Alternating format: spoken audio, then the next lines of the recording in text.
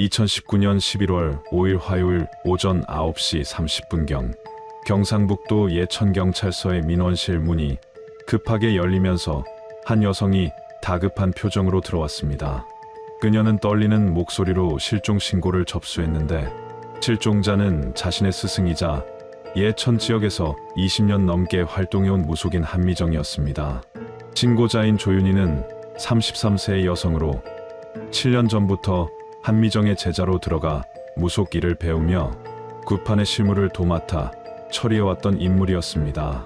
그녀의 진술에 따르면 한미정은 전날인 11월 4일 월요일 저녁 7시경 예천읍 외곽에 위치한 한 주택에서 조상탈을 풀어주는 것을 진행하기로 되어 있었고, 평소와 달리 혼자 가겠다며 제자의 동행을 단호하게 거절했다고 합니다.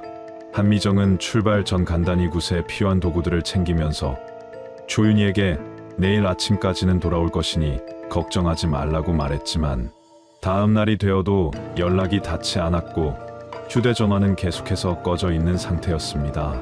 조윤희는 불안한 마음에 한미정이 굿을 하러 간다고 했던 집의 주인 이성우에게 직접 전화를 걸어보았으나 상대방은 이미 굿이 끝났고 한미정은 밤늦게 혼자서 집으로 돌아갔다는 말만 반복했습니다. 하지만 한미정의 집과 작업실 어디에도 그녀의 모습은 보이지 않았고 평소 이동할 때 사용하던 차량도 주차장에 그대로 남아있어 조윤희는 더 이상 기다릴 수 없다는 판단하에 즉시 경찰에 신고를 결심하게 되었습니다.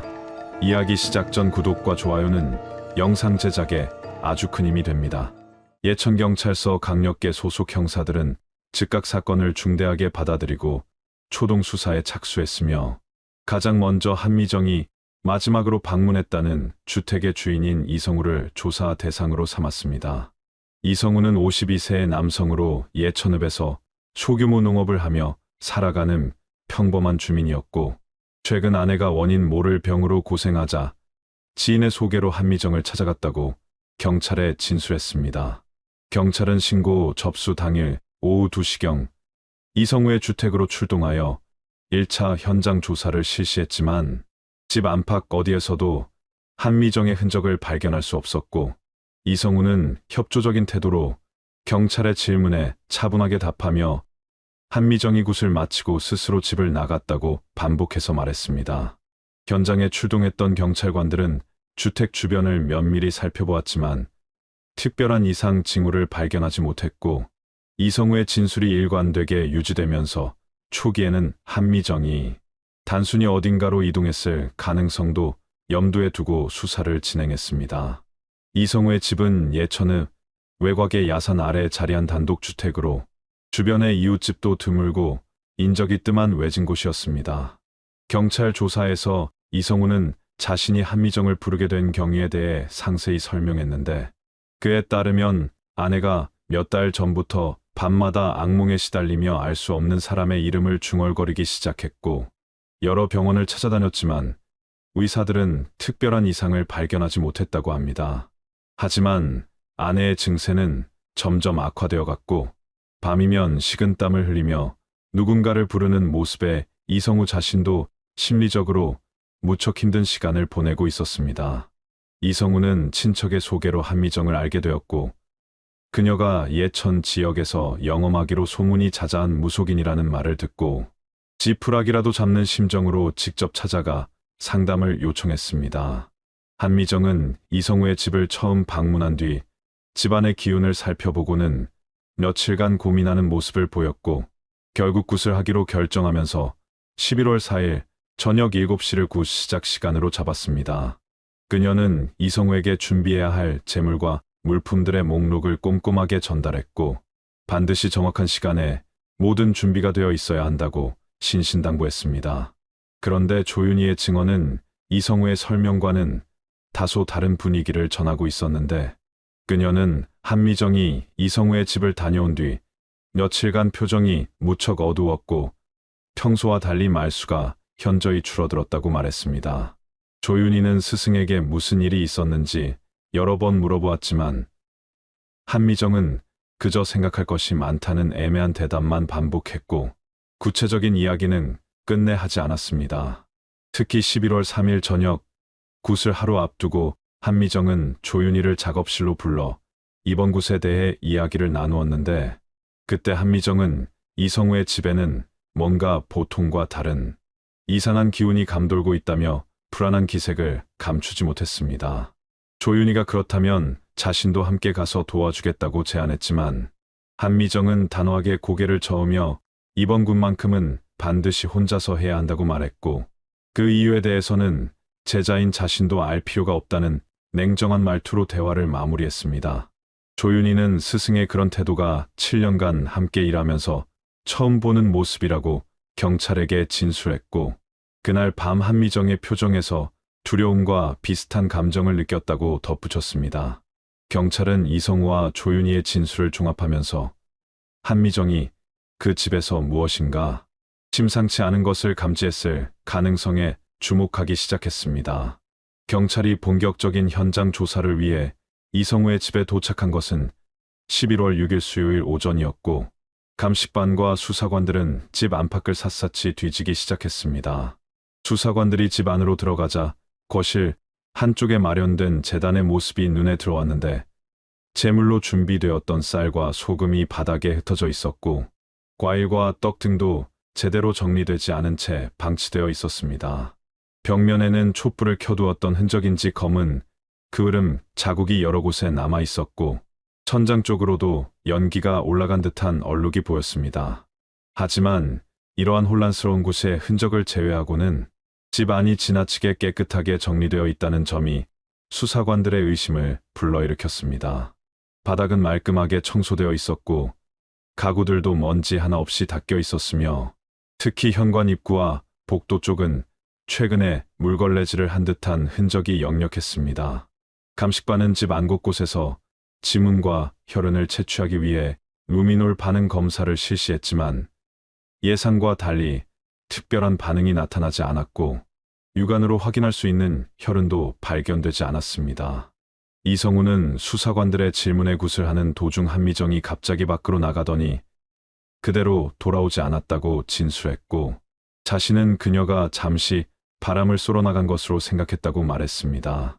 하지만 수사관들이 보기에 마당에 흩어진 굿 도구들과 부적들의 상태는 단순히 바람을 쏘러 나간 사람이 남긴 흔적으로 보기에는 너무나 어수선하고 급박한 분위기를 풍기고 있었습니다. 경찰은 이성우에게 그날 밤 정확히 무슨 일이 있었는지 상세하게 진술할 것을 요구했지만, 그는 굿을 하던 중 한미정이 갑자기 이상한 소리를 지르며 밖으로 뛰쳐나갔고, 자신은 당황해서 그녀를 따라가지 못했다는 애매한 대답만 반복했습니다. 수사관들은 집 주변 야산과 도로변까지 수색 범위를 넓혔지만, 한미정의 행방을 알려줄 만한 단서는 어디에서도 발견되지 않았고, 그녀가 가지고 갔던 굿 도구, 가방과 개인 소지품들도 모두 사라진 상태였습니다. 사건 발생 3일째인 11월 7일, 경찰은 제자 조윤희를 참고인 자격으로 경찰서로 불러 본격적인 조사에 들어갔습니다. 조사실에 들어선 조윤희는 처음부터 눈물을 글썽이며 불안한 모습을 보였고, 한미정의 행방에 대해 간절하게 물어보며 스승이 무사하기만을 바란다고 거듭 강조했습니다.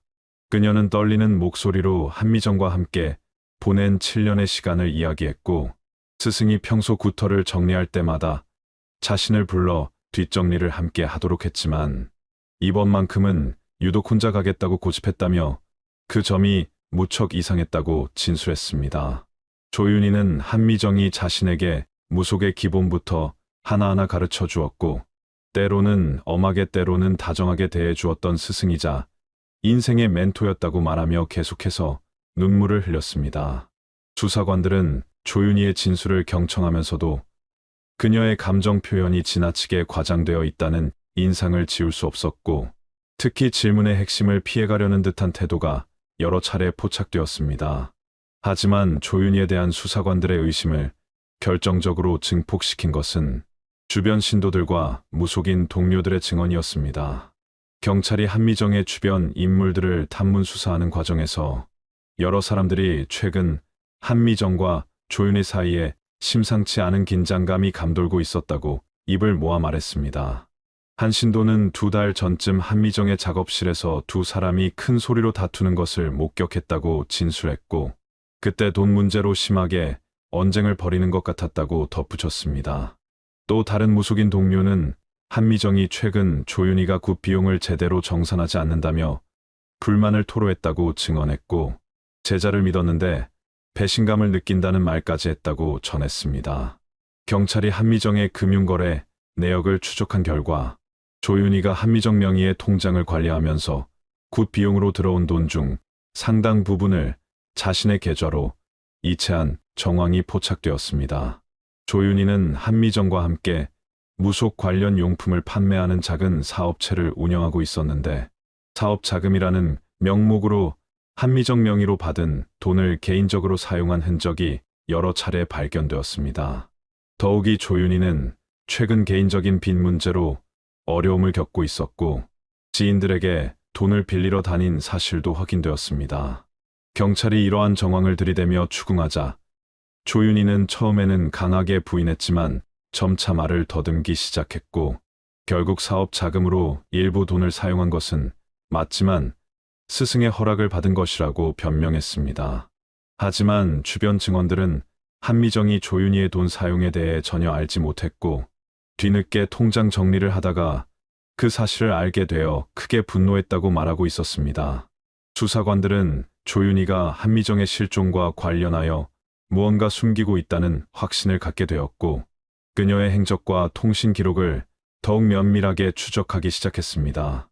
이성우는 경찰 조사 내내 협조적인 태도를 유지했고, 수사관들의 질문에 성실하게 답변하려는 모습을 보였습니다.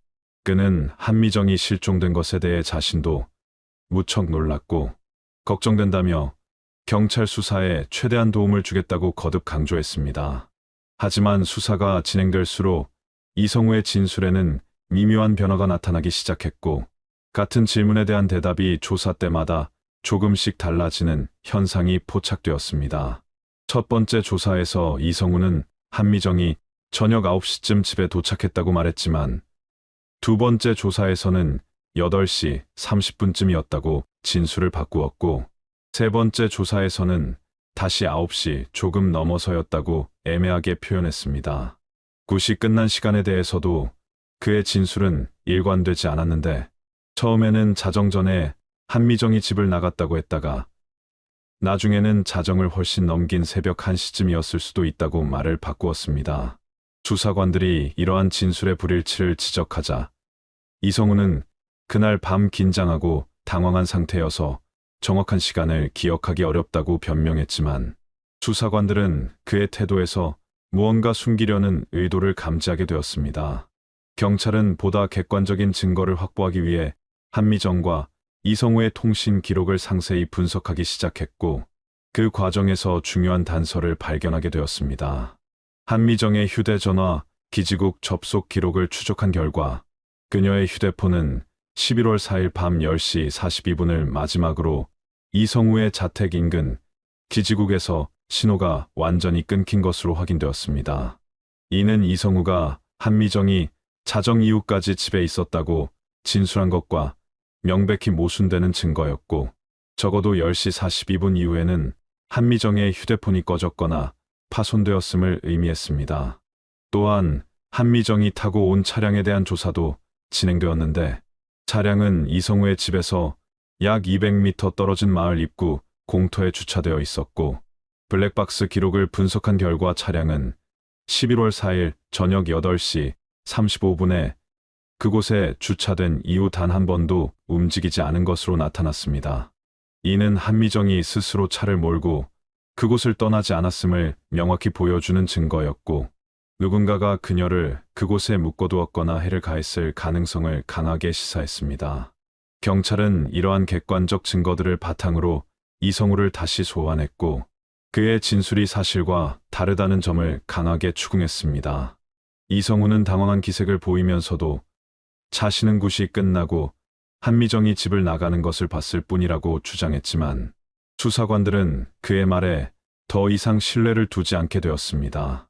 한편 경찰은 현장에 대한 정밀 수색을 확대하기로 결정했고, 과학수사대와 함께 이성우의 집 마당과 주변 야산, 그리고 인근 수풀 지역까지 샅샅이 뒤지기 시작했습니다. 수색은 며칠간 계속되었고 수사관들은 작은 단서라도 놓치지 않기 위해 금속 탐지기와 특수 장비까지 동원하며 철저하게 현장을 조사했습니다.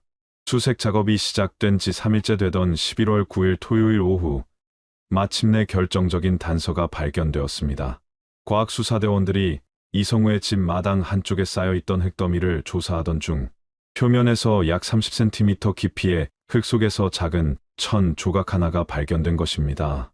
그 천 조각은 가로 세로 약 5cm 크기의 붉은색 비단천으로 무속인들이 굿을 할 때 의상이나 장식용으로 자주 사용하는 재질이었습니다. 수사관들은 즉시 그 천 조각을 증거물로 채취했고 국립과학수사연구원으로 긴급 감식을 의뢰했습니다. 감식 결과는 이틀 뒤인 11월 11일에 나왔는데 천 조각에서 미량의 혈흔이 검출되었고 DNA 분석 결과 그것이 한미정의 혈액과 일치한다는 충격적인 사실이 밝혀졌습니다. 이는 한미정이 이성우의 집 마당에서 출혈을 동반한 어떤 사건을 겪었음을 강력하게 시사하는 증거였고 단순 실종 사건이 아닐 수 있다는 수사관들의 의심을 확증하는 결과였습니다. 경찰은 즉시 이성우를 다시 소환해 천 조각의 출처에 대해 추궁했지만 그는 마당에 그런 것이 묻혀 있었다는 사실을 전혀 몰랐다며 자신과는 무관하다고 강하게 부인했습니다. 한편 수사팀은 집 안팎을 더욱 철저히 수색하기 시작했고 마당 옆에 있던 낡은 창고, 건물을 조사하던 중 또 다른 의문스러운 정황을 발견하게 되었습니다. 창고 안쪽에는 먼지가 쌓인 각종 농기구와 잡동사니들이 어지럽게 놓여 있었는데 그 사이에서 오래된 금고 하나가 발견되었습니다. 금고는 잠금 장치가 열려 있는 상태였고 안을 확인해 보니 현금 400만 원이 그대로 들어 있었습니다. 수사관들은 이성우에게 금고에 대해 물었고 그는 원래 집안에 비상금을 보관하던 금고라고 설명했습니다. 하지만 경찰이 이성우의 아내를 별도로 조사한 결과 그녀는 금고에 원래 1,000만 원이 들어 있었다고 명확하게 진술했고 남편이 최근 그 돈을 꺼내 쓴 적은 없다고 말했습니다.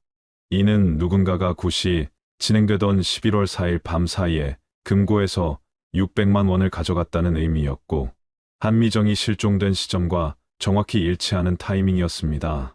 수사관들은 이 돈이 어디로 갔는지 추적하기 시작했고 혹시 한미정 자신이 굿 비용으로 그 돈을 받아갔을 가능성과 아니면 제3자가 범행 과정에서 금고를 열어 돈을 훔쳐갔을 가능성을 모두 염두에 두고 수사를 진행했습니다. 이성우는 금고가 열려있던 사실에 대해 전혀 몰랐다고 주장했고 자신도 아내도 최근 금고를 열어본 적이 없다고 진술했습니다. 그는 금고의 비밀번호를 아는 사람은 자신과 아내뿐이라고 말했지만 수사관들은 한미정이 굿을 하는 과정에서 금고가 있는 창고를 들어갔을 가능성이나 혹은 범행에 관련된 다른 사람이 금고를 열었을 가능성을 배제하지 않았습니다. 경찰은 창고 주변과 금고 표면에서 지문을 채취했고 여러 개의 지문이 검출되었는데 그중 일부는 이성우와 그의 아내의 것으로 확인되었지만 나머지 지문들의 신원은 즉시 확인되지 않았습니다. 한미정의 혈흔이 발견되고 금고에서 거액의 현금이 사라진 정황이 포착되면서 경찰은 사건이 단순 실종이 아닌 범죄일 가능성을 확신하게 되었습니다. 수사팀은 이성우뿐만 아니라 조윤희의 행적에 대해서도 더욱 면밀한 조사에 착수했고 그녀의 휴대전화 통화 기록과 위치 추적 자료를 정밀 분석하기 시작했습니다. 분석 결과는 매우 놀라운 사실을 드러냈는데 조윤희는 사건이 발생하기 하루 전인 11월 3일에 이성우와 무려 4차례나 통화를 한 것으로 확인되었습니다. 통화 시간은 각각 3분, 7분, 12분, 5분으로 상당히 길었고 특히 세 번째 통화는 저녁 9시가 넘어서 이루어진 것이었습니다. 경찰이 조윤희를 다시 소환해 이 통화 내역에 대해 추궁하자 그녀는 처음에는 당황한 기색을 보이다가 곧 침착함을 되찾으며 이성우와 굿 준비에 관한 이야기를 나눈 것뿐이라고 설명했습니다. 조윤희는 스승인 한미정이 혼자 가겠다고 했지만 제자로서 사전에 필요한 물품들을 준비해두는 것이 당연하다고 생각해서 이성우에게 직접 연락했다고 진술했습니다. 하지만 이성우는 경찰 조사에서 조윤희에게 전화를 받은 적이 없다고 명확하게 부인했고 한미정과만 직접 연락을 주고받았다고 주장했습니다. 두 사람의 진술이 정면으로 충돌하면서 수사관들은 둘 중 최소한 한 명은 거짓말을 하고 있다는 확신을 갖게 되었고 더욱 강도 높은 조사가 필요하다고 판단했습니다. 게다가 더욱 결정적인 증거가 발견되었는데 경찰이 조윤희의 차량 블랙박스 영상을 분석한 결과 사건 당일인 11월 4일 저녁 8시 15분경 그녀의 차량이 이성우의 자택 앞 골목길에 정차해 있던 장면이 선명하게 기록되어 있었습니다. 블랙박스 영상에는 조윤희가 차에서 내려 이성우의 집 쪽으로 걸어가는 모습까지 포착되어 있었고 약 25분 후 다시 차로 돌아와 그곳을 떠나는 장면도 확인되었습니다. 이는 한미정이 구슬하러 도착하기 불과 20분 전의 일이었고 조윤희가 그날 밤 이성우의 집을 방문했다는 명백한 증거였습니다. 경찰이 이 블랙박스 영상을 증거로 제시하며 추궁하자 조윤희는 한동안 말문이 막힌 듯 아무 대답도 하지 못하다가 결국 그날 곳에 필요한 도구들을 전달하러 잠깐 들렀던 것이라고 해명했습니다. 그녀는 스승이 혼자 가겠다고 했지만 제자로서 미리 준비물을 전달해두는 것이 도리라고 생각했고 한미정이 도착하기 전에 미리 다녀왔다고 설명했습니다. 하지만 수사관들이 현장에서 발견된 곳 도구들의 목록을 확인한 결과 조윤희가 전달했다는 특별한 도구나 물품은 어디에서도 발견되지 않았고 오히려 한미정이 평소 사용하던 기본적인 도구들만 현장에 남아 있었습니다. 이성우 역시 조윤희가 그날 저녁 집에 왔던 사실을 처음에는 강하게 부인했지만 블랙박스 영상이라는 객관적 증거 앞에서는 더 이상 부인할 수 없었고 결국 그녀가 짧게 들렀던 것은 맞다고 시인했습니다. 하지만 그는 조윤희가 그저 인사만 하고 곧바로 떠났다고 주장했고 굿 도구를 전달받은 적은 없다고 진술했습니다.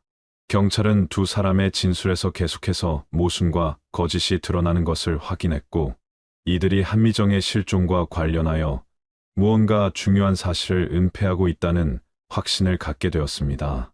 수사가 깊어질수록 경찰은 이 사건의 본질이 단순한 실종이나 우발적 사고가 아니라 복잡하게 얽힌 금전적 이해관계에서 비롯된 계획적 범죄일 가능성에 주목하기 시작했습니다. 수사팀은 관련자들의 재정 상태와 금전거래 내역을 철저히 추적했고 그 과정에서 조윤희와 이성우 모두 한미정에게 심각한 금전적 문제로 얽혀 있었다는 사실을 파악하게 되었습니다. 먼저 조윤희의 경우 경찰이 금융거래 내역을 상세히 분석한 결과 그녀는 최근 한미정 명의로 은행에서 2천만 원의 신용대출을 받았고 그 돈을 자신이 운영하는 무속용품 사업체의 운영 자금으로 사용한 것으로 드러났습니다. 조윤희는 사업 초기에 한미정의 이름을 빌려 대출을 받았고 수익이 나면 곧바로 갚겠다고 약속했지만 사업은 예상과 달리 어려움을 겪었고 대출금 상환은 계속 미뤄지고 있었습니다. 한미정은 최근 들어 조윤희에게 대출금을 빨리 갚으라고 강하게 압박했고 만약 제때 갚지 않으면 법적 조치를 취하겠다는 말까지 했다는 주변 증언이 확보되었습니다. 조윤희는 이 빚 문제로 극심한 스트레스에 시달리고 있었고 지인들에게도 급하게 돈을 빌리려고 시도했지만 여의치 않았던 것으로 확인되었습니다.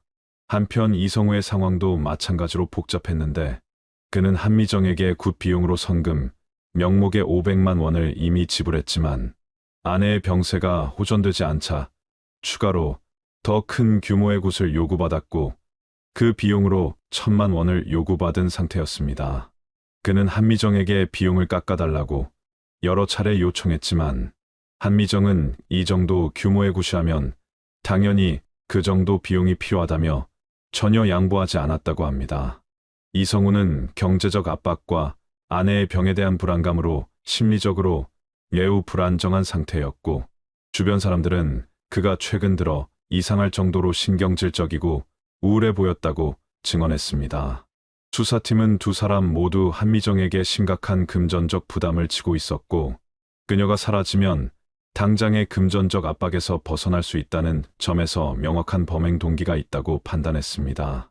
더욱이 결정적인 단서가 발견되었는데, 경찰이 조윤희의 휴대전화에서 삭제된 메시지를 복구하는 과정에서 사건 당일 오후 이성우와 주고받은 문자 메시지 일부가 복원되었습니다. 그 중 한 메시지에는 짧지만 의미심장한 문장이 적혀 있었는데, 이성우가 조윤희에게 보낸 메시지에는 오늘 끝내자라는 단 5글자가 적혀 있었습니다. 조윤희는 이 메시지에 대해 굿을 무사히 끝내자는 의미였다고 해명했지만, 수사관들은 그 문장이 훨씬 더 불길한 의미를 담고 있다고 판단했습니다. 경찰은 이 메시지가 두 사람이 사전에 모종의 계획을 공모했다는 결정적 증거가 될 수 있다고 보고 통신 기록 분석을 더욱 확대했습니다. 추가 분석 결과 조윤희와 이성우는 지난 한 달간 총 17차례나 통화한 것으로 확인되었고, 이는 단순히 굿 준비를 위한 연락치고는 지나치게 빈번한 횟수였습니다. 두 사람은 서로를 거의 모르는 사이였고 한미정을 통해서만 간접적으로 알게 된 관계였는데, 왜 이렇게 자주 연락을 주고받았는지에 대해서는 명확한 설명을 하지 못했습니다. 11월 12일 화요일 오전 수사에 결정적 전환점이 찾아왔습니다. 경찰이 이성우의 차량을 압수수색하는 과정에서 뒷좌석 밑 공간에 숨겨져 있던 검은색 가죽 핸드백 하나가 발견된 것입니다. 핸드백은 먼지와 흙이 묻어 있었고 의도적으로 숨겨놓은 듯한 위치에서 발견되었는데, 조윤희가 그 핸드백을 보자마자 한미정이 평소 애용하던 물건이라고 즉시 확인해 주었습니다. 경찰이 핸드백 안을 조사한 결과 안에는 현금 280만 원과 신분증, 그리고 작은 녹음기 한 대가 들어 있었습니다. 한미정은 굿을 할 때마다 과정을 기록하기 위해 녹음기를 사용하는 습관이 있었다고 조윤희가 증언했고, 수사관들은 그 녹음기에 결정적인 증거가 담겨 있을 것이라는 기대를 갖고 즉시 재생해 보았습니다.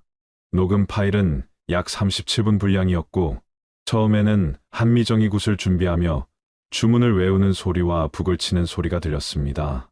굿이 진행되는 동안 한미정의 목소리는 점점 더 격렬해졌고 무언가에 홀린 듯한 신내림의 소리들이 이어졌습니다. 그러다가 약 20분이 지난 시점에서 갑자기 굿 소리가 멈추고 잠깐의 정적이 흔 뒤 한미정과 이성우의 대화 소리가 선명하게 녹음되어 있었습니다. 한미정의 목소리가 먼저 들렸는데, 그녀는 조금 지친 듯한 목소리로 이성우에게 말했습니다. 이건 돈으로 푸는 일이 아닙니다. 아무리 굿을 해도 당신 마음속의 욕심과 집착을 내려놓지 않으면 아무 소용이 없어요. 그러자 이성우의 목소리가 다급하게 대답했습니다. 그럼 어떻게 해요? 선생님이 다 끝내달라고 했잖아요. 돈은 더 드릴 테니까 제발 아내 병이라도 낫게 해주세요. 한미정은 한숨을 쉬며 대답했습니다. 내가 할 수 있는 건 여기까지예요. 더 이상은 신용도 돕지 않으실 겁니다. 그 말에 이성우의 목소리가 갑자기 높아졌습니다. 그럼 그동안 받은 돈은 뭡니까? 500만 원이나 받아놓고 이제 와서 못한다는 게 말이 됩니까? 두 사람의 언성이 높아지며 다툼이 시작되는 것 같았고, 한미정은 화난 목소리로 자신은 최선을 다했고 돈이 아깝다면 일부 돌려주겠다고 말했습니다. 그때 녹음에는 짧은 침묵이 흐르고 갑자기 예상치 못한 목소리가 들려왔습니다. 여성의 목소리였는데 차분하지만 차가운 어조로 말했습니다. 그럼 지금 여기서 끝내요. 더 이상 이렇게 끌고 갈 필요 없잖아요. 수사관들은 즉시 그 목소리의 주인공을 확인하기 위해 조윤희에게 녹음을 들려주었고, 그녀는 처음에는 자신의 목소리가 아니라고 부인했지만 음성 분석 결과 그것이 조윤희의 목소리와 일치한다는 사실이 과학적으로 입증되었습니다. 녹음은 그 직후 갑자기 심한 소음과 함께 뭔가 부딪히는 소리, 비명 소리가 섞여 들렸고, 이내 녹음기가 바닥에 떨어지는 듯한 둔탁한 소리와 함께 녹음이 중단되었습니다. 경찰은 이 녹음 파일이 사건 당시의 상황을 거의 완벽하게 담고 있다고 판단했고, 조윤희가 그날 밤 현장에 있었으며 한미정과 이성우의 다툼에 개입했다는 결정적 증거로 받아들였습니다. 조윤희는 자신이 왜 그날 밤 그곳에 있었는지에 대해 명확한 설명을 하지 못했고, 녹음에 담긴 자신의 목소리에 대해서도 기억이 나지 않는다는 식으로 회피했지만, 수사관들은 더 이상 그녀의 변명을 받아들이지 않았습니다. 녹음 파일이라는 결정적 증거가 확보되면서 경찰은 11월 13일 수요일 이성우와 조윤희를 공범 혐의로 긴급 체포했습니다. 두 사람은 경찰서로 연행되는 과정에서도 서로 다른 반응을 보였는데, 이성우는 창백한 얼굴로 고개를 푹 숙인 채 아무 말도 하지 않았고, 조윤희는 끝까지 자신은 억울하다며 눈물을 흘렸습니다. 본격적인 조사가 시작되자 두 사람은 각자 다른 진술을 쏟아내기 시작했고, 서로에게 책임을 전가하려는 모습이 역력했습니다. 이성우는 결국 한미정이 사망했다는 사실을 시인했지만, 그 과정에 대해서는 자신의 책임을 최소화하려는 진술을 했습니다. 그의 진술에 따르면 굿이 진행되던 중 한미정이 더 이상 굿을 할 수 없다며 중단하려 했고, 이미 큰돈을 지불한 자신으로서는 받아들일 수 없어서 격렬하게 항의했다고 합니다. 그때 조윤희가 갑자기 나타났고, 그녀가 한미정에게 빌린 돈 문제를 해결하자며 설득했지만, 한미정은 오히려 화를 내며 당장 집을 나가겠다고 했다는 것입니다. 이성우는 조윤희가 먼저 한미정을 말리려다 실랑이가 벌어졌고, 그 과정에서 한미정이 넘어지면서 마당에 놓여있던 돌에 머리를 부딪혔다고 주장했습니다. 그는 자신은 그저 상황을 지켜보고 있었을 뿐이며, 한미정이 쓰러진 뒤 조윤희가 이미 죽었다며 함께 시신을 묻자고 제안했다고 진술했습니다. 반면 조윤희의 진술은 완전히 달랐는데, 그녀는 모든 것이 이성우의 계획이었다고 주장했습니다. 조윤희의 진술에 따르면 이성우는 며칠 전부터 자신에게 연락해서 한미정이 너무 많은 돈을 요구하고 있으며 굿이 끝나도 계속 돈을 뜯어낼 것 같다며 불안해했다고 합니다. 그는 조윤희에게 자신도 한미정 때문에 빚 문제로 고통받고 있지 않느냐며 함께 그녀를 협박해서 돈 문제를 해결하자고 제안했다는 것입니다. 조윤희는 처음에는 거절했지만 이성우가 계속 설득했고, 결국 굿이 진행되는 날 함께 한미정을 만나 대화로 해결하기로 했다고 진술했습니다. 하지만 현장에서 이성우가 갑자기 흥분하며 한미정을 밀쳤고, 그녀가 넘어지면서 사고가 발생했다는 것입니다. 조윤희는 자신은 그저 당황해서 어쩔 줄 몰랐을 뿐이며, 이성우가 시신을 묻자고 협박해서 어쩔 수 없이 도왔다고 주장했습니다. 두 사람의 진술은 세부적인 부분에서 계속 엇갈렸지만, 한미정이 그날 밤 사망했고, 두 사람이 함께 시신을 마당 흙더미 아래에 매장했다는 핵심적인 사실만은 일치했습니다. 경찰은 즉시 이성우의 집 마당에 대한 전면적인 발굴 작업에 착수했고, 사건 발생 15일 만인 11월 19일, 마침내 한미정의 시신이 마당 구석 흙더미 약 1m 깊이에서 발견되었습니다. 부검 결과 한미정은 머리 뒤쪽에 심한 타격을 받아 두개골 골절과 뇌출혈로 사망한 것으로 확인되었고, 사망 시각은 11월 4일 밤 10시에서 11시 사이로 추정되었습니다. 법의학자는 상처의 형태로 보아 둔기에 의한 타격이거나 단단한 물체에 머리를 부딪힌 것으로 보인다고 소견을 밝혔지만, 그것이 고의적 폭행인지 사고인지는 명확히 판단하기 어렵다고 했습니다. 검찰은 두 사람을 살인 및 사체 은닉 혐의로 기소했고, 재판이 시작되면서 두 사람은 법정에서도 계속해서 서로를 비난하며 책임을 떠넘기려 했습니다. 이성우는 조윤희가 먼저 모든 계획을 세웠고, 나는 그녀의 협박에 못 이겨 어쩔 수 없이 따랐을 뿐이라고 주장했고, 조윤희는 이성우가 순간적으로 화를 참지 못하고 저지른 일이며, 나는 그저 현장에 있었을 뿐 직접적인 가해 행위는 하지 않았다고 맞섰습니다. 재판부는 수개월간의 공판 과정을 거쳐 최종 판결을 내렸는데, 두 사람 모두에게 유죄를 선고하면서 이성우에게는 징역 15년, 조윤희에게는 징역 12년의 실형을 각각 선고했습니다. 재판부는 판결문에서 두 사람이 각자의 금전적 이해관계 때문에 공모하여 범행을 저질렀으며, 사고였다는 주장은 받아들이기 어렵고, 설령 사고였다 하더라도 사후 시신을 은닉하고 증거를 인멸하려 한 행위는 명백한 범죄라고 판시했습니다. 이 사건은 언론을 통해 널리 알려지면서 이른바 무속살인 사건으로 불렸지만 재판부는 이 사건의 본질은 무속이나 신앙과는 무관하며 오로지 인간의 탐욕과 금전적 이해관계가 빚어낸 비극적 범죄라고 명확히 규정했습니다. 한미정의 유가족들은 재판이 끝난 뒤 기자들과의 만남에서 고인이 평생 신앙의 길을 걸으며 많은 사람들을 도왔지만 결국 돈 때문에 목숨을 잃게 된 것이 너무나 안타깝고 억울하다며 눈물을 흘렸습니다. 사건은 대법원까지 올라갔지만 원심이 그대로 확정되었고 두 사람은 현재 각각 다른 교도소에서 형을 복역하고 있습니다. 이 사건은 신앙과 돈, 그리고 인간의 욕망이 만들어낸 비극으로 오랫동안 사람들의 기억 속에 남게 되었습니다. 끝까지 시청해 주셔서 감사합니다. 2001년 5월의 제주도는 신혼여행객들로 붐비는 계절이었습니다. 그해 봄, 서울에서 결혼식을 올린 지 일주일밖에 되지 않은 젊은 부부가 제주도로 신혼여행을 떠났습니다.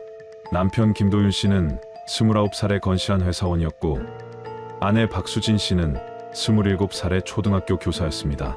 두 사람은 대학 동아리에서 만나 6년간의 연애 끝에 결혼에 골인했으며 주변 사람들 모두가 부러워하는 금슬 좋은 커플로 알려져 있었습니다. 제주도에서의 나흘간 일정은 순조롭게 진행되었습니다. 부부는 한라산 등반을 시작으로 성산일 출봉을 구경하고 해변가의 작은 카페에서 여유로운 시간을 보냈습니다. 숙소 주인의 증언에 따르면 두 사람은 매일 저녁 식사 후 방파제를 따라 산책하는 것을 즐겼으며 특히 도윤 씨가 낚시를 좋아한다는 이야기를 자주 했다고 합니다. 여행 마지막 날인 5월 17일 오후 부부는 숙소에서 간단한 점심을 먹은 뒤 저녁 무렵 방파제로 낚시를 하러 가겠다고 주인에게 말했습니다. 오후 6시 30분경 숙소의 현관 CCTV에는 밝게 웃으며 낚싯대 2개와 작은 아이스박스를 들고 나서는 부부의 모습이 선명하게 기록되어 있었습니다. 수진 씨는 흰색 민소매 티셔츠에 반바지를 입고 있었고 도윤 씨는 회색 반팔 셔츠에 반바지 차림이었습니다. 두 사람 모두 편안한 운동화를 신고 있었으며 수진 씨의 왼쪽 손목에는 여행 중 구입했다는 조개 껍데기로 만든 팔찌가 보였습니다. 부부는 카메라를 향해 손을 흔들며 환하게 웃었고 도윤 씨가 수진 씨의 어깨를 감싸며 함께 숙소를 나섰습니다. 숙소에서 방파제까지는 걸어서 약 15분 정도의 거리였습니다. 그날 저녁 제주도의 날씨는 매우 맑았으며 바람도 거의 불지 않는 온화한 날씨였습니다. 기상청 기록에 따르면 당시 파고는 0.5m 이하였고 시정도 양호한 상태였습니다. 지역 주민들의 증언에 따르면 그날은 낚시하기에 최적의 조건이었으며 실제로 방파제에는 여러 명의 낚시꾼들이 있었다고 합니다. 부부가 도착했을 때는 해질녘이었고 붉은 석양이 수평선 너머로 천천히 내려앉고 있었습니다. 이야기 시작 전 구독과 좋아요는 영상 제작에 아주 큰 힘이 됩니다. 방파제 끝자락에 자리를 잡은 부부는 낚싯대를 들이우고 여유롭게 낚시를 시작했습니다. 주변의 다른 낚시꾼들도 부부의 존재를 기억하고 있었습니다. 특히 방파제 중간쯤에서 낚시를 하던 한 중년 남성은 부부가 서로에게 뭔가를 가르쳐주며 즐거워하는 모습을 보았다고 진술했습니다. 해가 완전히 지고 어둠이 내리기 시작했을 무렵 대부분의 낚시꾼들은 하나둘씩 자리를 정리하고 떠났습니다. 저녁 8시가 조금 넘은 시각 방파제에는 부부를 포함해 서너 명 정도만 남아 있었습니다. 그것이 김도윤 씨와 박수진 씨를 본 마지막 모습이었습니다. 다음 날 아침 9시가 넘도록 부부가 숙소로 돌아오지 않자 숙소 주인은 이상함을 느끼고 부부의 방문을 두드렸으나 응답이 없었습니다. 객실 안은 정리된 상태 그대로였고 부부의 짐도 그대로 놓여 있었습니다. 주인은 혹시 모를 사고를 염려하여 오전 10시경 관할 경찰서에 신고를 접수했습니다. 신고를 받은 제주 서부경찰서는 즉시 수색팀을 편성하여 부부가 마지막으로 목격된 방파제 일대를 조사하기 시작했습니다.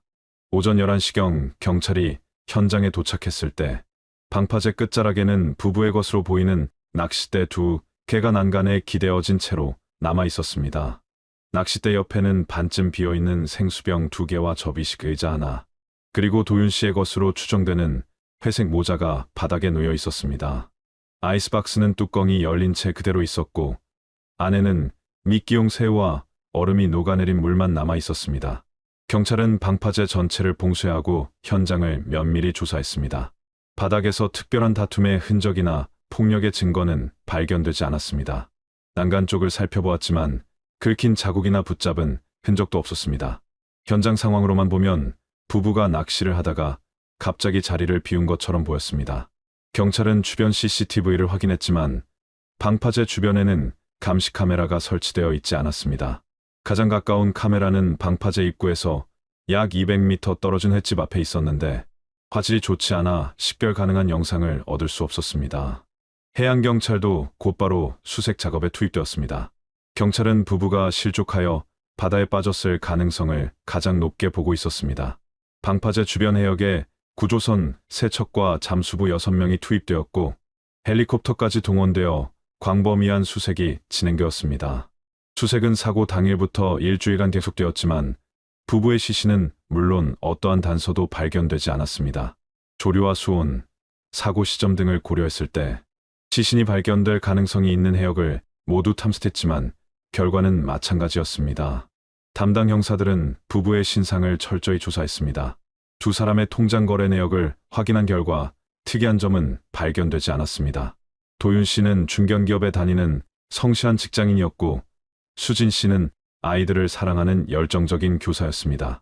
두 사람의 휴대전화 통화 기록을 분석했지만 수상한 연락처나 이상한 문자 메시지는 없었습니다.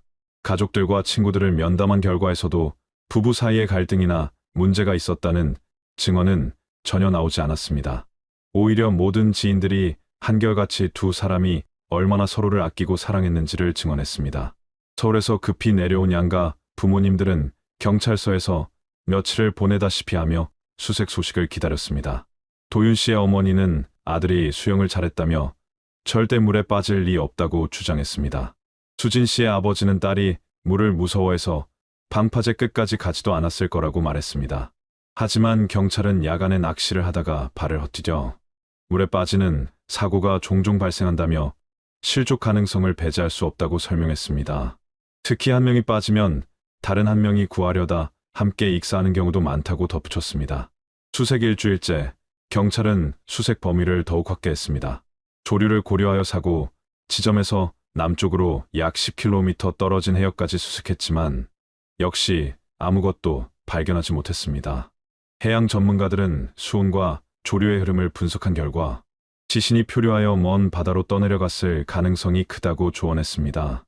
제주도 주변 해역은 조류가 복잡하고 빠르기로 유명했으며 특히 5월은 흑조류가 강하게 흐르는 시기여서 시신이 발견되지 않는 것이 이상한 일은 아니라고 했습니다.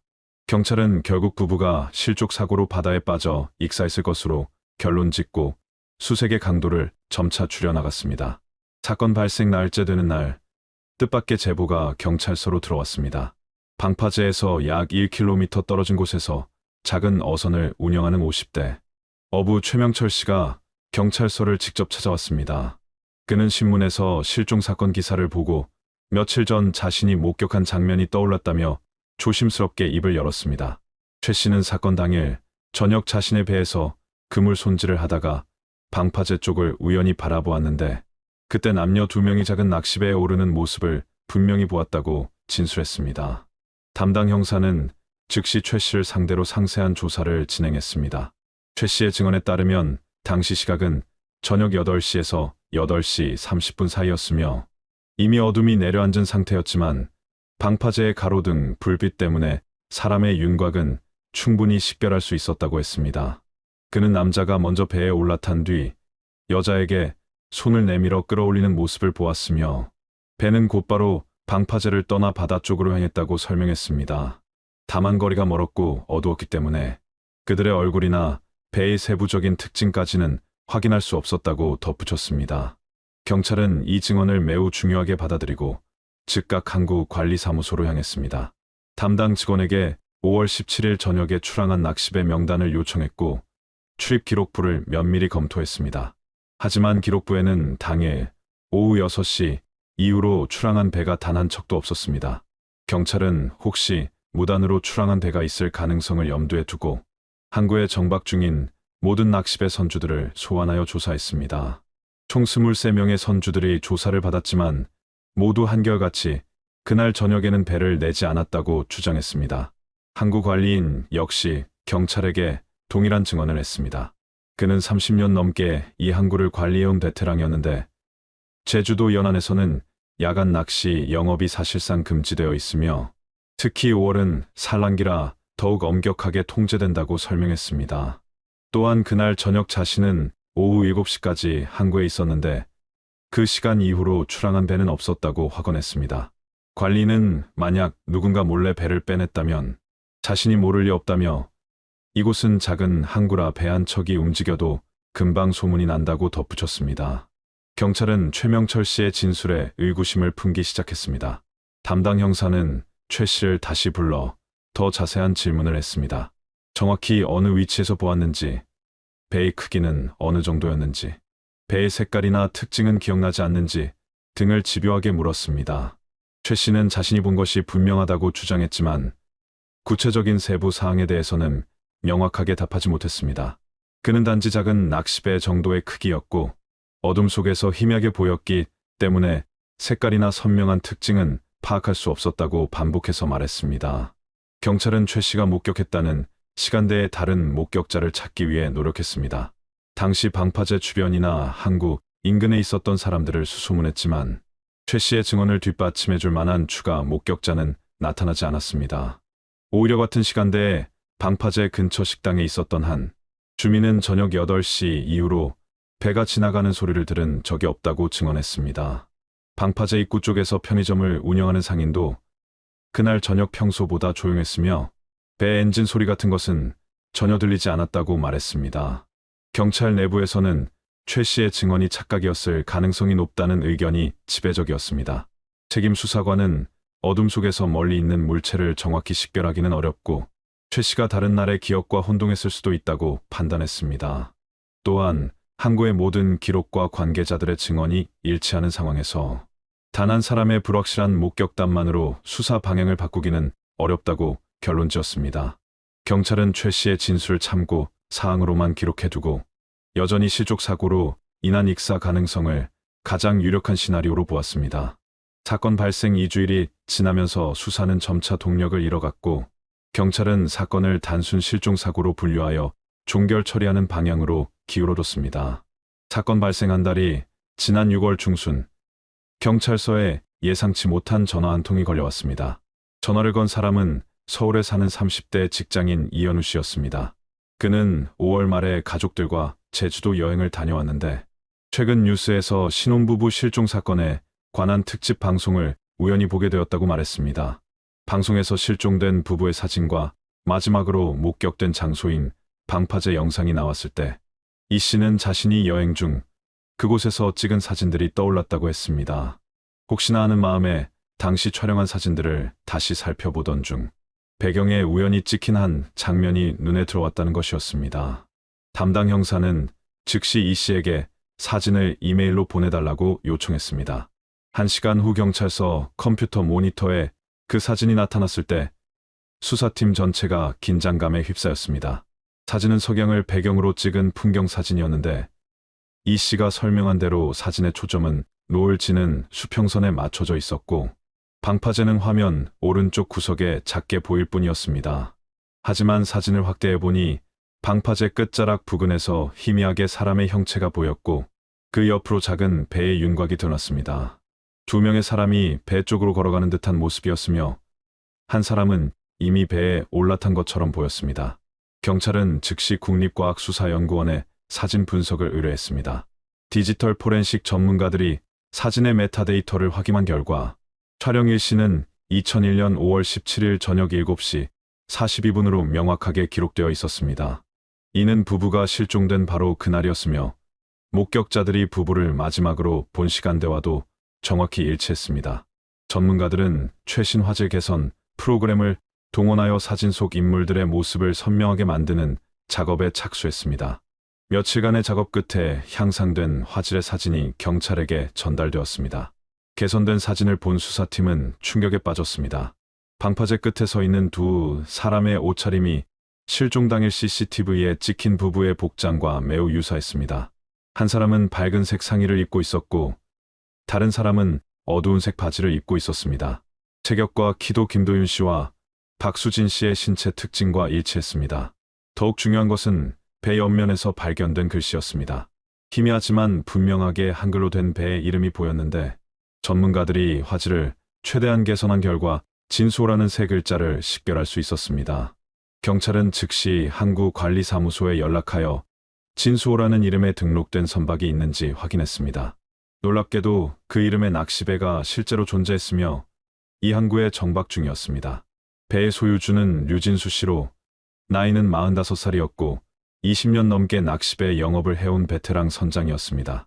경찰이 류 씨의 신원을 조회한 결과 그는 과거에 음주운전과 폭행으로 2차례 벌금형을 받은 전력이 있었습니다. 동네 주민들 사이에서는 술버릇이 좋지 않고 성격이 거칠기로 소문난 인물이었습니다. 수사팀은 즉시 회의를 열고 대응 방안을 논의했습니다.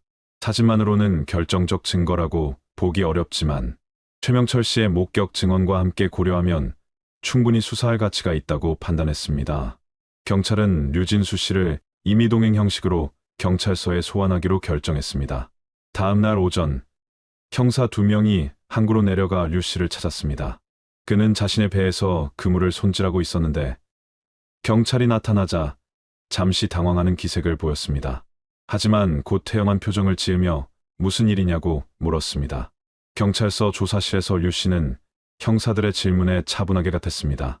5월 17일 저녁에 배를 운행했느냐는 질문에 그는 단호하게 고개를 저었습니다.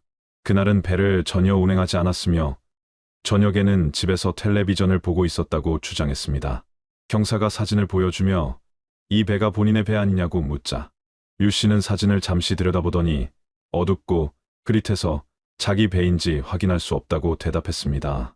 그는 자신과 비슷한 이름의 배가 다른 항구에도 있을 수 있으며 단지 이름이 비슷하다는 이유만으로 자신을 의심하는 것은 부당하다고 항변했습니다. 경찰은 그날 저녁 함께 있었던 사람이 있느냐고 물었지만 류 씨는 혼자 집에 있었기 때문에 증명할 방법이 없다고 말했습니다. 4시간에 걸친 조사 끝에 경찰은 결정적 증거가 없다는 판단하에 류 씨를 귀가 조치했지만 그에 대한 감시와 추가 조사는 계속되었습니다. 경찰은 류진수 씨를 귀가 조치한 후에도 그에 대한 심층 조사를 이어갔습니다. 먼저 항구관리사무소에서 진수호라는 배의 재원과 등록 정보를 모두 확보했습니다. 배는 길이 8m 정도의 소형 낚시배로 약 10명 정도를 태울 수 있는 규모였으며 류 씨가 1995년에 구입하여 지금까지 운영한 것으로 확인되었습니다. 경찰은 또한 류 씨의 최근 몇 년간 영업 기록을 분석했는데 그의 낚시배 영업은 불규칙했고 수입도 일정하지 않았습니다. 주변 선주들에 비해 손님이 적었으며 이는 그의 좋지 않은 평판 때문인 것으로 보였습니다. 경사들은 류 씨와 친분이 있는 항구 주변 사람들을 일일이 찾아다니며 면담을 진행했습니다. 같은 항구에서 배를 운영하는 다른 선주들은 류 씨에 대해 대체로 부정적인 평가를 내놓았습니다. 한 선주는 류 씨가 술만 마시면 성격이 돌변하여 주변 사람들에게 시비를 걸고 욕설을 퍼붓는다고 증언했습니다. 또 다른 선주는 몇 년 전 류 씨와 돈 문제로 다툰 적이 있는데 그때 류 씨가 흉기를 들고 위협했다며 그 이후로는 가능한 한 가까이 하지 않으려 한다고 말했습니다. 항구 근처 식당 주인은 류 씨가 자주 외상값을 떼먹고 술값을 내지 않아 여러 번 문제가 되었다고 털어놓았습니다. 경찰은 류 씨의 가족 관계도 조사했습니다. 그는 10년 전 이혼한 뒤 혼자 살고 있었으며 2명의 자녀는 전 부인이 키우고 있었습니다. 전 부인과의 면담에서 그녀는 류 씨의 음주 문제와 폭력성 때문에 결혼 생활을 유지할 수 없었다고 진술했습니다. 그녀는 결혼 기간 내내 남편의 술주정과 폭언에 시달렸으며 여러 차례 폭행을 당했다고 고백했습니다. 이혼 후에도 류 씨는 가끔 찾아와 돈을 요구하거나 협박했으며 자녀들도 아버지를 두려워하여 만나기를 거부한다고 덧붙였습니다. 경찰은 이러한 정황들을 종합하여 류 씨가 충동적이고 폭력적인 성향을 가진 인물이라는 프로파일을 작성했습니다. 한편 국립과학수사연구원에서는 사진에 대한 추가 분석 결과를 보내왔습니다. 전문가들은 배의 형태와 크기, 선체의 곡선 등을 정밀 분석한 결과 사진 속 배가 진수호일 가능성이 매우 높다고 판단했습니다. 또한 배 옆면의 글씨체와 페인트 색상도 현재 항구에 정박 중인 진수호와 일치하는 특징을 보인다고 보고했습니다. 다만 사진의 화질 한계 때문에 100% 단정할 수는 없지만 전문가의 소견으로는 동일한 배일 확률이 85% 이상이라는 결론이었습니다. 이 보고서는 경찰에게 수사를 계속할 명분을 제공했습니다. 경찰은 류 씨의 집과 배에 대한 압수수색 영장을 신청하기로 결정했습니다. 하지만 법원에서는 현재까지 확보된 증거만으로는 영장 발부가 어렵다는 의견을 내놓았습니다. 사진만으로는 명확한 증거가 되지 못하고 류 씨의 과거 전력도 이번 사건과 직접적 연관성을 입증하기 어렵다는 이유였습니다. 수사팀은 좌절했지만 포기하지 않고 다른 방법을 모색했습니다. 추가 목격자를 찾기 위해 항구 주변에 전단을 붙이고 지역 방송에 협조를 요청하여 제보를 받기 시작했습니다. 며칠 후 경찰의 노력이 결실을 맺었습니다. 항구에서 약 500m 떨어진 곳에 사는 어부 김상도 씨가 경찰서를 찾아왔습니다. 그는 전단지를 보고 자신도 그날 밤 이상한 광경을 목격했던 기억이 났다며 조심스럽게 말문을 열었습니다. 김 씨는 5월 17일 밤 늦게 자신의 배로 돌아가던 중 진수호가 항구를 빠져나가는 것을 보았다고 증언했습니다. 당시 시각은 밤 8시 경이었고 이미 모든 배들이 정박을 마친 시간이어서 유독 눈에 띄었다고 했습니다. 더욱 중요한 것은 배 위에서 큰 소리로 다투는 남자의 목소리를 들었다는 것이었습니다. 김 씨의 구체적인 진술에 따르면 그는 배가 항구를 벗어나 바다 쪽으로 향하는 것을 약 5분 정도 지켜보았다고 합니다. 엔진 소리와 함께 남자의 고함 소리가 바람을 타고 들려왔는데 정확한 내용은 알아듣지 못했지만 화가 난 듯한 억양이었다고 기억했습니다. 그는 당시에는 단순히 취객들의 다툼 정도로 생각하고 신경 쓰지 않았지만 뉴스를 보고 나서 혹시 그날 밤의 일이 실종 사건과 관련이 있을지도 모른다는 생각이 들었다고 말했습니다. 형사는 왜 진수호라는 것을 확신하느냐고 물었고 김 씨는 자신도 오랫동안 이 항구에서 일해왔기 때문에 배들의 생김새와 엔진 소리만으로도 어느 배인지 대충 안다며 특히 진수호는 엔진에 문제가 있어서 특유의 둔탁한 소리를 낸다고 설명했습니다. 경찰은 김상도 씨의 증언을 확보하고 다시 한번 영장을 신청했습니다. 이번에는 2명의 독립적인 목격자, 진술과 사진 증거, 그리고 류 씨의 폭력적 성향에 대한 여러 증언들이 뒷받침되어 법원은 압수수색 영장을 발부했습니다. 이틀 후 이른 아침, 경찰은 유진수 씨의 집과 진수호에 대한 동시 압수수색에 착수했습니다. 류 씨는 영장을 받아든 순간 얼굴이 창백해졌고 형사들이 배를 조사하는 동안 내내 불안한 기색을 감추지 못했습니다. 압수수색은 오전 일찍부터 시작되어 오후 늦게까지 계속되었습니다. 경찰은 먼저 진수호의 선체를 샅샅이 조사했습니다. 과학수사팀은 배의 갑판과 난간, 조타실 등 모든 부분에서 혈흔이나 지문, 섬유 조각 등의 증거를 찾기 위해 특수 장비를 동원했습니다. 배 내부는 낡고 지저분했으며 곳곳에 녹이 슬어 있었습니다. 선실 안쪽에는 낚시, 도구와 그물, 밧줄 등이 어지럽게 널려 있었고 오래된 소주병들이 구석에 굴러다니고 있었습니다. 배에서는 비린내와 함께 오래된 술 냄새가 진동했습니다. 수색을 시작한 지 2시간쯤 지났을 때 선실 안쪽 수납함을 조사하던 한 형사가 무언가를 발견했습니다. 낡은 어망거미 사이에서 작은 물건이 빛을 반사하며 반짝이고 있었습니다. 형사는 장갑을 낀 손으로 조심스럽게 그것을 집어 올렸습니다. 그것은 조개 껍데기로 만든 여성용 팔찌였습니다. 팔찌는 작은 조개 껍데기 여러 개를 가느다란 끈으로 엮어 만든 것으로 제주도 관광지에서 흔히 판매하는 수공예품이었습니다. 형사는 즉시 이것을 증거봉투에 넣고 책임 수사관에게 보고했습니다. 경찰은 실종 당일 촬영된 CCTV 영상을 다시 꺼내 확인했습니다. 영상을 정밀 분석한 결과 박수진 씨가 착용하고 있던 팔찌가 발견된 것과 매우 유사한 형태임을 확인할 수 있었습니다. 수진 씨의 어머니에게 연락하여 팔찌에 대해 물었더니 그녀는 딸이 제주도 여행 중 한 해변 상점에서 구입한 것이라고 증언했습니다. 수진 씨는 그 팔찌가 마음에 들어 여행 내내 착용하고 다녔으며 실종 당일에도 분명히 하고 있었다고 확신했습니다. 경찰은 수진 씨가 구입했다는 상점을 찾아가 동일한 제품이 있는지 확인했고 그곳에서 똑같은 디자인의 팔찌를 발견했습니다. 팔찌의 발견은 수사의 결정적인 전환점이 되었습니다. 이제 실종된 부부가 유진수 씨의 배에 탔었다는 물증이 확보된 것입니다. 경찰은 더욱 꼼꼼하게 배를 수색했습니다. 과학수사팀은 루미놀 시약을 사용하여 혈흔 반응을 검사했지만 뚜렷한 반응은 나타나지 않았습니다. 한 달이라는 시간이 지났고 그동안 바닷물과 비에 노출되어 대부분의 흔적이 씻겨나간 것으로 보였습니다. 그러나 난간 틈새와 갑판 모서리 부분에서 미세한 섬유 조각 몇 개를 채취할 수 있었고 이것들은 정밀 분석을 위해 국립과학수사연구원으로 보내졌습니다.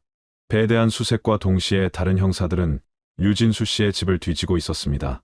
그의 집은 항구에서 걸어서 10분 거리에 있는 낡은 단독주택이었습니다. 집 안은 배 못지않게 어질러져 있었고 온갖 잡동사니들이 쌓여 있었습니다. 거실 바닥에는 빈 소주병들이 널려 있었고 부엌 개수대에는 설거지하지 않은 그릇들이 산더미처럼 쌓여 있었습니다. 형사들은 방 하나하나를 체계적으로 수색하기 시작했습니다. 안방 옷장과 거실 서랍, 창고까지 모든 공간을 살폈습니다.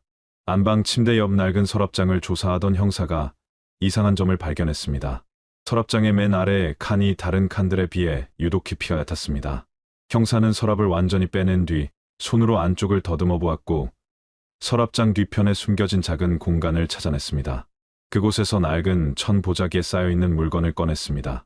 보자기를 펼치자 안에서 여러 개의 지갑과 신분증, 그리고 귀금속들이 쏟아져 나왔습니다.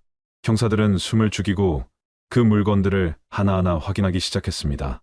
지갑은 모두 5개였고 각각 다른 사람의 것으로 보였습니다. 그중 한 지갑을 열자 안에서 김도윤 씨의 주민등록증이 나왔습니다. 신분증 사진 속 얼굴은 실종 신고서에 첨부된 도윤 씨의 사진과 완벽하게 일치했습니다. 지갑 안에는 신용카드 2장과 멤버십 카드 몇 장, 그리고 10,000원짜리 지폐 3장이 그대로 들어 있었습니다. 형사는 즉시 무전으로 책임 수사관에게 보고했고 현장에 있던 모든 경찰들이 긴장감에 휩싸였습니다. 다른 지갑들도 확인한 결과 모두 다른 사람들의 신분증과 귀금속이 들어 있었습니다. 경찰은 즉시 그 신분증들의 주인들을 조회했습니다. 놀랍게도 그들 중 일부는 과거 몇 년 사이 제주도에서 실종된 사람들로 기록되어 있었습니다. 1998년에 관광 중 실종된 32 살해 남성, 1999년에 낚시를 갔다가 돌아오지 않은 40 살해 남성 등 총 4명의 실종자 신분증이 포함되어 있었습니다. 이 사건들은 모두 바다에서의 실족 사고나 익사로 처리되어 미제 사건으로 남아있던 것들이었습니다. 귀금속 중에는 여성용 목걸이와 반지도 있었는데 경찰은 이것들의 출처를 파악하기 위해 과거 실종 사건 기록들을 전부 뒤지기 시작했습니다. 유진수 씨는 경찰이 서랍장에서 물건들을 꺼내는 순간 완전히 얼어붙었습니다. 그의 얼굴에서 혈색이 사라졌고 입술이 파르르 떨리기 시작했습니다. 경사가 김도윤 씨의 지갑을 들어 보이며 이것이 어떻게 당신 집에 있느냐고 묻자 유 씨는 아무 대답도 하지 못한 채 그저 바닥만 응시했습니다. 경찰은 즉시 유진수 씨를 긴급 체포했습니다. 그는 수갑이 채워지는 동안에도 한마디 말이 없었고 경찰차에 태워져 경찰서로 향하는 내내 고개를 숙인 채 침묵을 지켰습니다. 압수수색에서 확보한 모든 증거물들은 봉인되어 경찰서로 이송되었고 본격적인 조사가 시작되었습니다. 유진수 씨는 경찰서 조사실에 앉아서도 한동안 입을 열지 않았습니다. 경사들이 김도윤 씨의 지갑과 박수진 씨의 팔찌를 증거 테이블 위에 놓고 설명을 요구했지만 그는 고개를 숙인 채 아무런 반응을 보이지 않았습니다.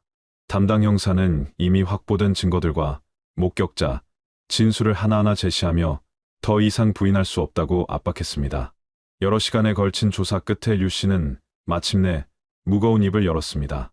그가 처음 내뱉은 말은 자신도 이렇게 될 줄 몰랐다는 변명이었습니다. 유 씨의 진술에 따르면 사건 당일 저녁 그는 방파제 근처를 지나가다 낚시하는 신혼부부를 우연히 보게 되었습니다.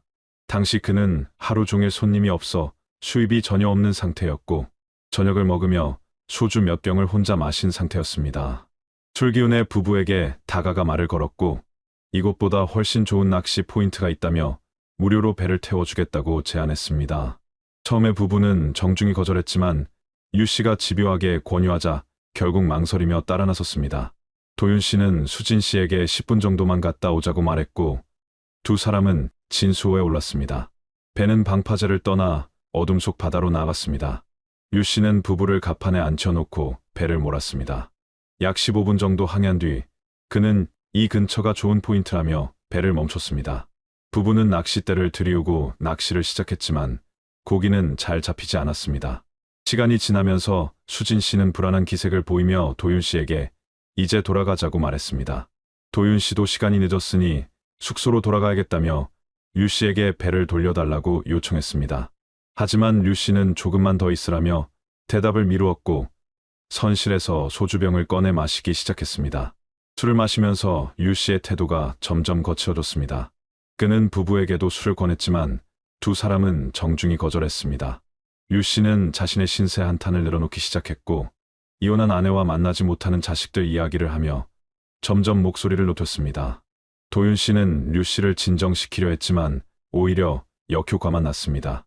유 씨는 젊은 신혼부부를 보자 자신의 불행한 처지와 비교되어 묘한 분노가 치밀어 올랐다고 진술했습니다.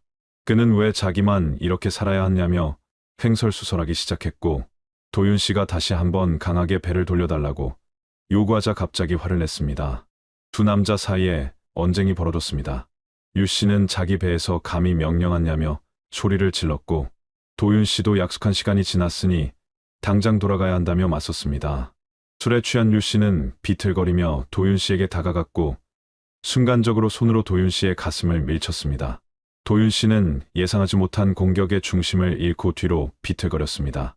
배는 파도에 흔들리고 있었고 도윤 씨의 발이 갑판에 놓인 밧줄에 걸렸습니다. 그는 균형을 잡으려 했지만 이미 몸이 난간 쪽으로 기울어지고 있었습니다. 수진 씨가 비명을 지르며 남편의 팔을 붙잡으려 했지만 손끝이 스치기만 했고 도윤 씨는 그대로 어둠 속 바다로 떨어졌습니다. 물에 빠진 도윤 씨는 필사적으로 수면 위로 떠올라 살려달라고 외쳤습니다. 수진 씨는 울부짖으며 유 씨에게 남편을 구해달라고 애원했습니다. 하지만 유 씨는 당황한 채 그저 서 있기만 했습니다.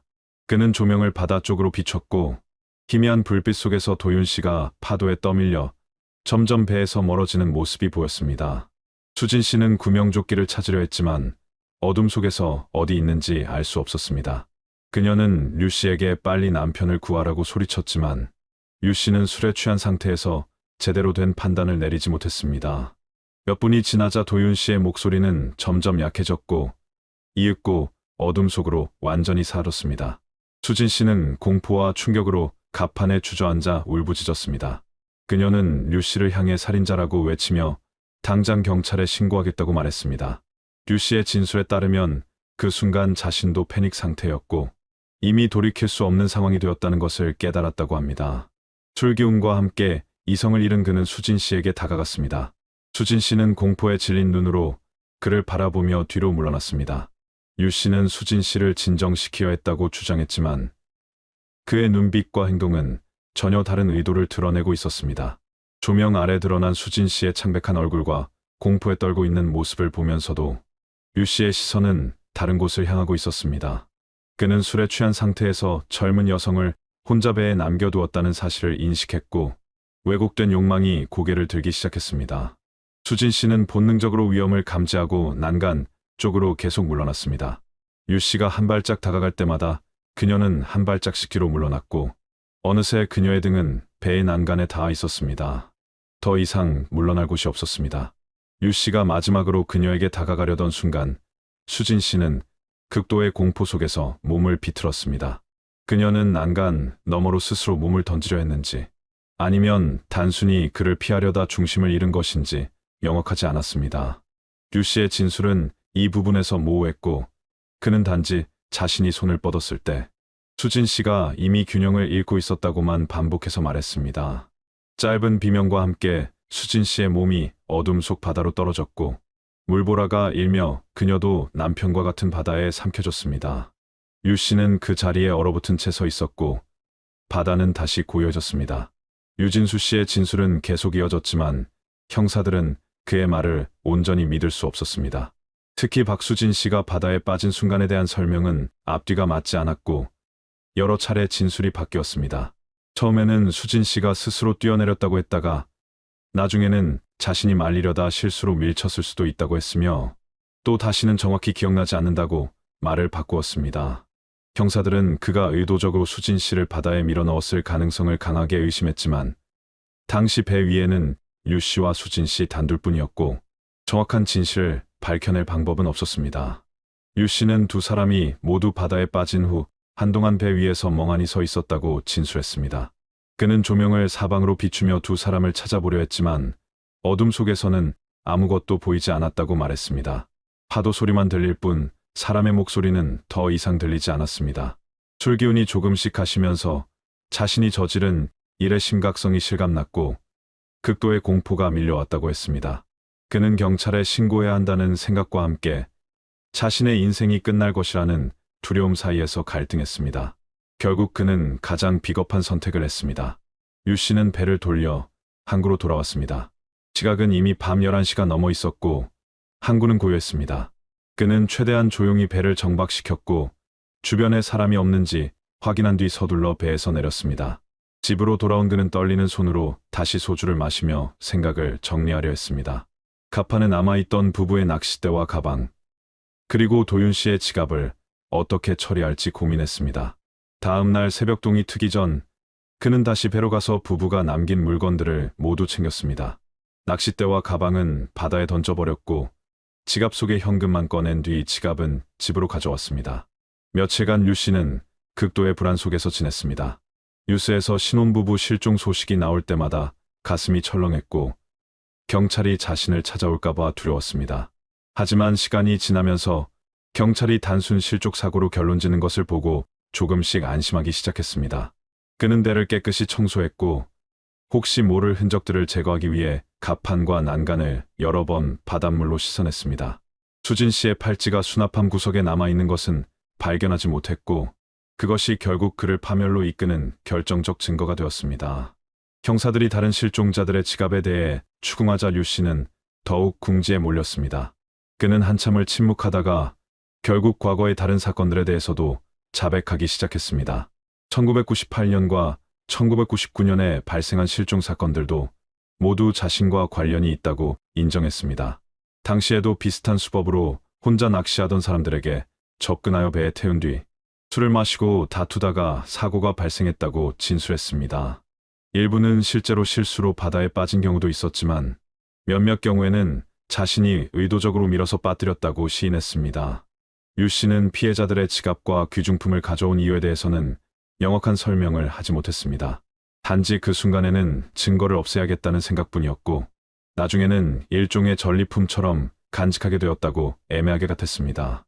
심리학자들은 이러한 행동이 연쇄의 범죄자들에게서 종종 나타나는 기념품 수집 성향과 유사하다고 분석했습니다. 류 씨는 자신이 저지른 범죄의 흔적들을 보관함으로써 일종의 통제감을 느꼈을 가능성이 높다는 것이었습니다. 하지만 바로 그 기념품들이 그의 범죄를 입증하는 결정적 증거가 되어버렸습니다. 조사 과정에서 류 씨의 정신 상태에 대한 감정도 이루어졌습니다. 정신과 전문의는 그가 알코올 의존증을 앓고 있으며 술을 마셨을 때 충동 조절 능력이 현저히 떨어진다고 진단했습니다. 또한 반사회적 성격 장애의 징후도 보인다고 덧붙였습니다. 하지만 이러한 진단이 그의 범죄 책임을 감면시켜줄 수는 없었습니다. 그는 범행 당시 자신의 행동을 인식하고 있었으며 사후의 증거를 인멸하고 거짓말로 일관한 점 등을 볼 때 충분한 책임 능력이 있다고 판단되었습니다. 검찰은 류진수 씨를 살인 및 사체유기 혐의로 기소했습니다. 김도윤 씨에 대해서는 과실치사 또는 살인, 박수진 씨에 대해서는 살인 혐의가 적용되었습니다. 또한 과거 다른 실종 사건들에 대해서도 추가 수사가 진행되었고 확인된 피해자만 최소 4명에 달했습니다. 재판이 진행되는 동안 류 씨는 일관되게 모든 것이 우발적 사고였다고 주장했지만 증거들과 정황은 그의 주장을 뒷받침하지 못했습니다. 특히 박수진 씨가 바다에 빠진 경위에 대해서는 고의성이 강하게 의심되었고 검찰은 그가 성폭행을 시도하다가 저항하는 수진 씨를 바다에 밀어넣었을 가능성을 제기했습니다. 재판부는 여러 차례 공판을 열어 사건을 심리했습니다. 목격자들의 증언과 물증, 그리고 류 씨 본인의 자백을 종합적으로 검토한 결과 재판부는 류진수 씨에게 무기징역을 선고했습니다.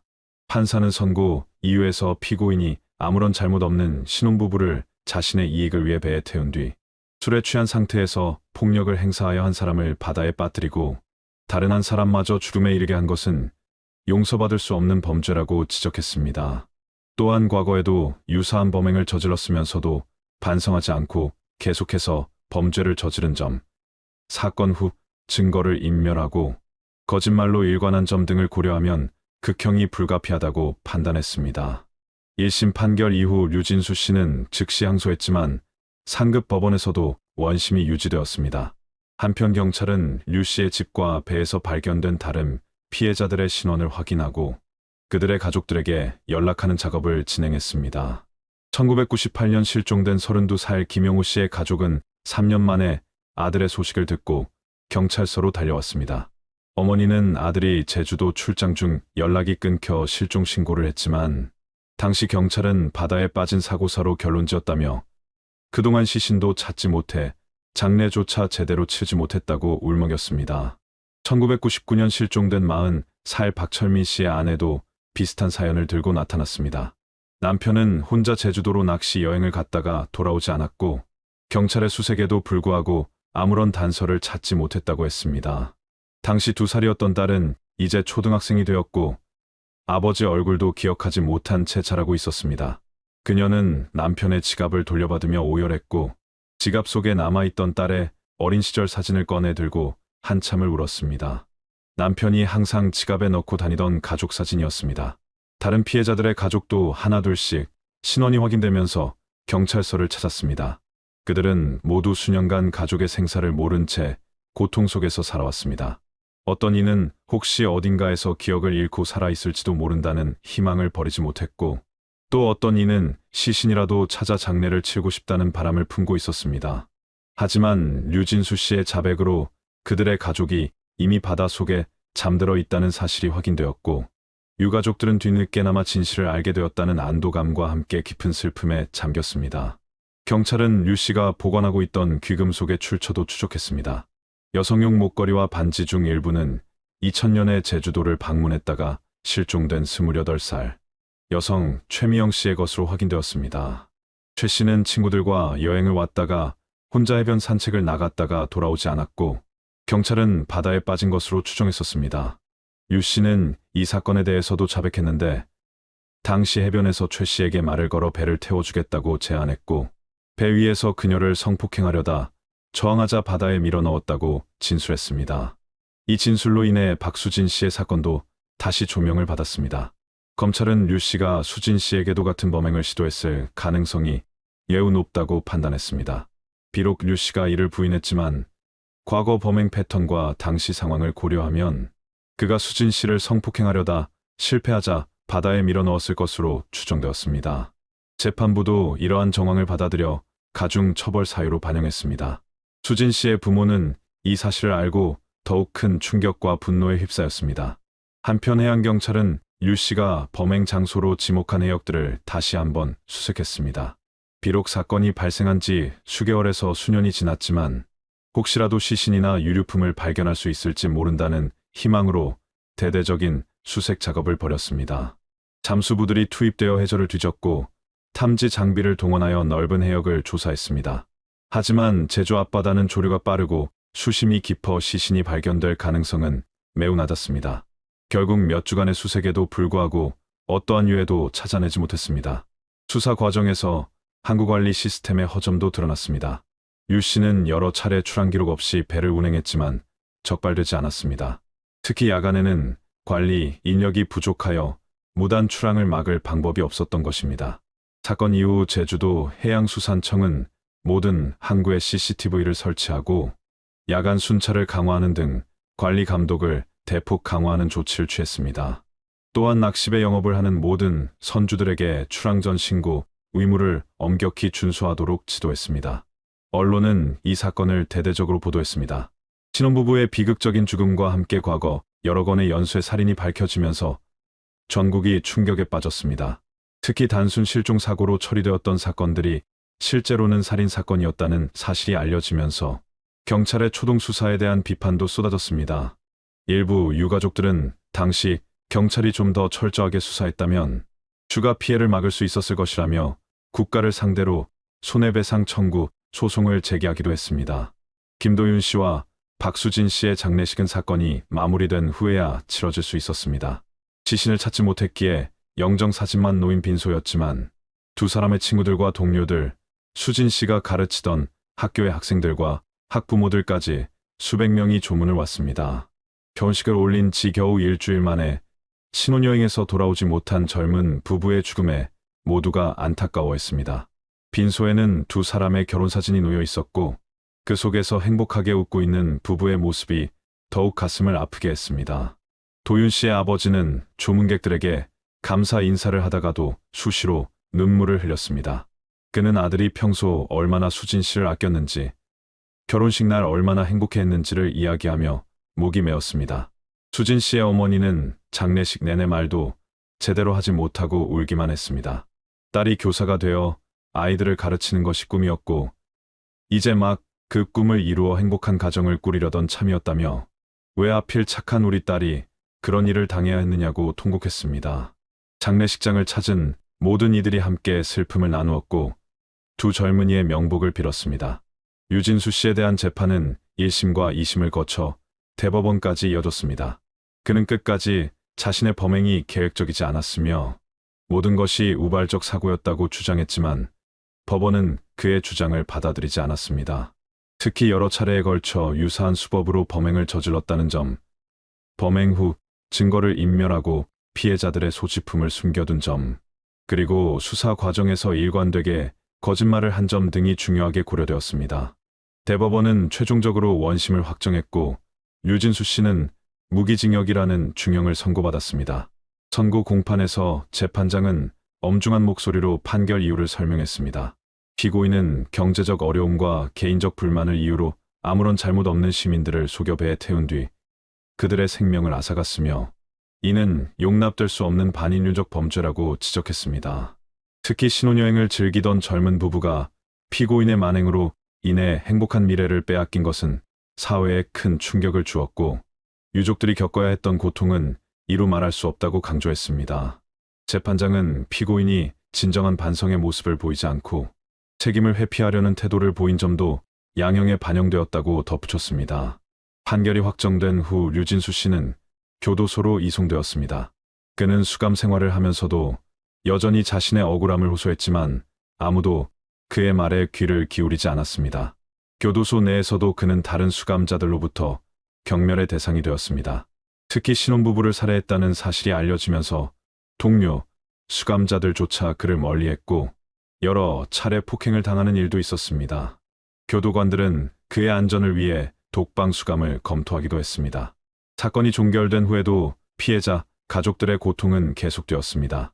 김도윤 씨의 부모는 아들의 시신조차 찾지 못한 채 위패만 모시고 살아가야 했습니다. 어머니는 아들이 좋아하던 음식을 명절마다 차려놓으며 혹시 어딘가에서 살아 돌아오지 않을까 하는 헛된 희망을 품곤 했습니다.